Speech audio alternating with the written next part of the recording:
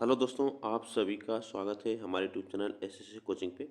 दोस्तों, आज है 24 नवंबर और 24 नवंबर के जितने भी मोस्ट इम्पॉर्टेंट करंट अफेयर के क्वेश्चन बन सकते हैं सभी प्रश्न हम लोग करेंगे इसमें राष्ट्रीय और अंतर्राष्ट्रीय करंट अफेयर के भी प्रश्न हम लोग करते हैं। और यह क्लास आपको डेली सुबह 6 बजे आपको मिलती रहेगी। तो आप लोग वीडियो को एक बार लाइक शेयर जरूर कर दीजिएगा। तो चलिए स्टार्ट करते हैं, ठीक ना। तो आज के पहले प्रश्न के साथ देखिए, आज का पहला प्रश्न है, हाल ही में सोनीपत के ओपी जिंदल ग्लोबल यूनिवर्सिटी में भारत के पहले संविधान संग्रहालय का उद्घाटन किसने किया है। तो यह आपको याद रखना होगा कि भारत का पहला संविधान संग्रहालय बना है कहाँ पे, तो सोनीपत में। यह कहाँ पे, हरियाणा में है। तो यह आपको याद रखना है। इसका उद्घाटन किसने किया है, तो लोकसभा अध्यक्ष ओम बिरला ने इसका उद्घाटन किया है। यह बातें आपको याद रखना है, ठीक ना। इसके बारे में थोड़ा सा जान लेते हैं। देखिए, 23 नवंबर को ही भारत का पहला संविधान संग्रहालय और भारत के संविधान पर राष्ट्रीय सम्मेलन का उद्घाटन सत्र OP Jindal global university Sonipat में आयोजित किया गया है, ठीक ना। यह बातें आपको याद रखना है। संविधान संग्रहालय का उद्घाटन राष्ट्र को समर्पित है, जिसका उद्देश्य भारत के युवाओं, कल के नेताओं को भारत के संविधान को ज्ञान के एक प्रकाश स्तंभ के रूप में अपनाने के लिए प्रोत्साहित करेगा। तो यह इसका उद्देश्य है, ठीक है। इसके बारे में आप जानते रहिएगा। चलिए, हाल ही में 9वां अमूर फाल्कन महोत्सव कहाँ पे मनाया गया, तो अमूर फाल्कन महोत्सव यह कहाँ पे मनाया गया, यह बातें आपको याद रखना है। तो याद रखिएगा, यह मणिपुर में मनाया गया। कहाँ पे, मणिपुर में मनाया गया। और मणिपुर की बात की जाए तो मणिपुर का अगर पूछा जाए राजधानी तो इम्फाल है, ठीक ना। इम्फाल यहाँ की राजधानी है। और यहाँ के जो सीएम है एन बीरेन सिंह है। एन बीरेन बीरेन सिंह यहाँ के सीएम है। ये भी आप याद रखिएगा, ठीक ना। यह अमूर फाल्कन महोत्सव मनाया गया है मणिपुर में, ठीक है। इसके बारे में थोड़ा सा जान लेते हैं। यह मणिपुर के तामेंगलोंग जिले में निचले मैदान में 9वां अमूर फाल्कन महोत्सव मनाया गया है। यह प्रवासी पक्षी जो है अमूर फाल्कन के बारे में जागरूकता बढ़ाने के लिए हर साल मनाया जाता है। यह आपको याद रखना, यह प्रवासी पक्षी है अमूर फाल्कन, उसके बारे में जागरूकता बढ़ाने के लिए यह मनाया जाता है।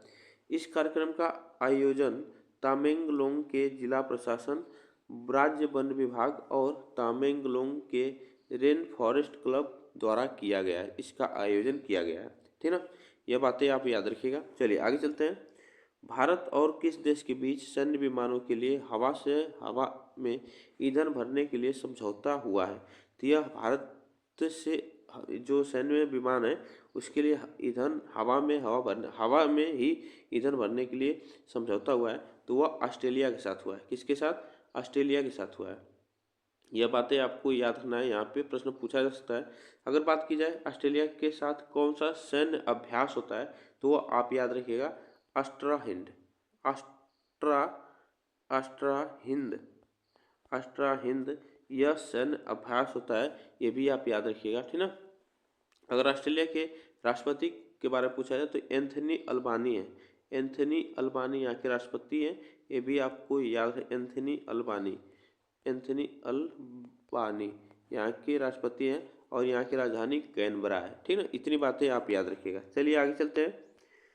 अमेरिका के नवनिर्वाचित राष्ट्रपति डोनाल्ड ट्रंप ने शिक्षा विभाग की जिम्मेदारी किसे सौंपी है, तो यह अमेरिका के नवनिर्वाचित जो राष्ट्रपति बने हैं डोनाल्ड ट्रंप, यह 47वें नंबर के राष्ट्रपति बने हैं।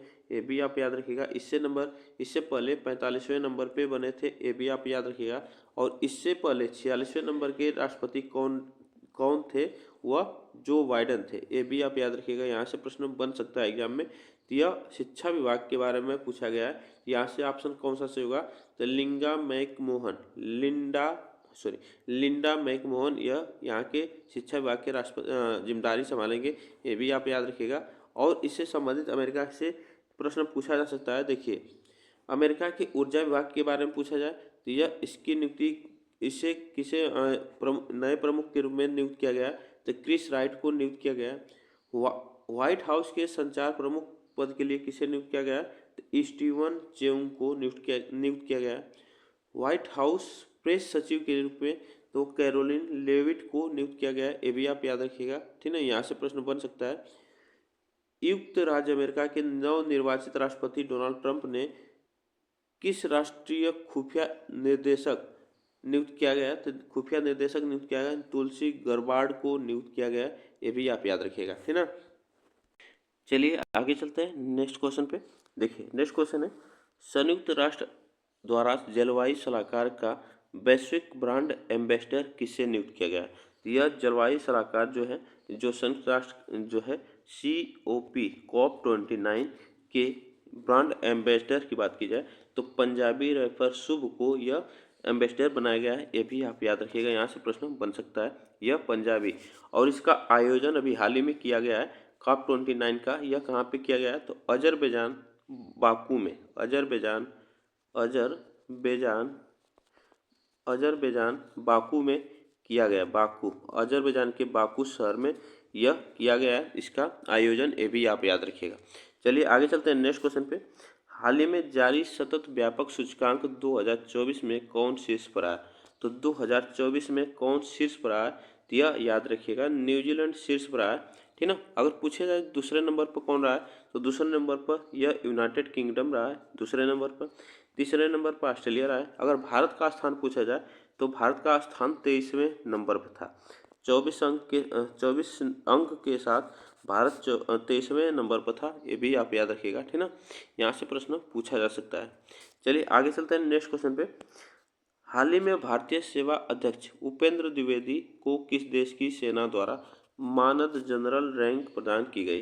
तो मानद जनरल रैंक प्रदान की गई भारतीय सेना सेवा अध्यक्ष, यहाँ पे सेना अध्यक्ष होगा, सेना अध्यक्ष उपेंद्र द्विवेदी को। तो यह आपको बताना है इसमें, यह नेपाल, ठीक ना। ऑप्शन यहाँ पे नेपाल से होगा।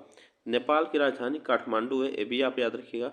और यहाँ के जो पीएम है केपी शर्मा ओली यहाँ के पीएम है, ठीक ना। केपी शर्मा ओली ये यहाँ के पीएम है, ये भी आप याद रखिएगा। चलिए आगे चलते हैं नेक्स्ट क्वेश्चन पे। अभी यहाँ से प्रश्न एक और बन सकता है नेपाल से संबंधित, कि नेपाल ने अभी हाल ही में भारतीय ग्रिड के साथ किस देश को बिजली प्रदान करेगा? तो आपको याद रखना होगा, वह बांग्लादेश को प्रदान करेगा। भारतीय बिजली से वह देगा, इसे बांग्लादेश को देगा, ठीक ना। या आगे चलते हैं। हाल ही में किसने विजन पोर्टल लॉन्च किया है? तो हाल ही में विजन पोर्टल लॉन्च किया गया है। तो यह आप याद रखिएगा, अगर पूछा जाएगा कि यह कहाँ पे लॉन्च किया गया है, तो यह याद रखिएगा गुड़गांव में, ठीक ना। गुड़गांव में इसे लॉन्च किया गया है, गुड़गांव में इसे लॉन्च किया गया है, और डॉक्टर जितेंद्र सिंह ने इसे लॉन्च किया है। ये भी आप याद रखिएगा, यहाँ से प्रश्न पूछा जा सकता है, ठीक ना। और इसमें क्या है, यह लॉन्च किया गया है कि बच्चों में कौशल को विकास को बढ़ावा देने के लिए इसे लॉन्च किया गया है। इसको आप इतनी बातें याद रखना, ठीक ना। और इसका जो प्रमुख यह स्थिर जो हुआ था, यह हुआ है जो विजन लॉन्च किया गया है, ये गैर प्रमुख संगठन जो है उत्सव फाउंडेशन में इसे लॉन्च किया गया है। ये भी आप याद रखिएगा। चलिए आगे चलते हैं नेक्स्ट क्वेश्चन पे।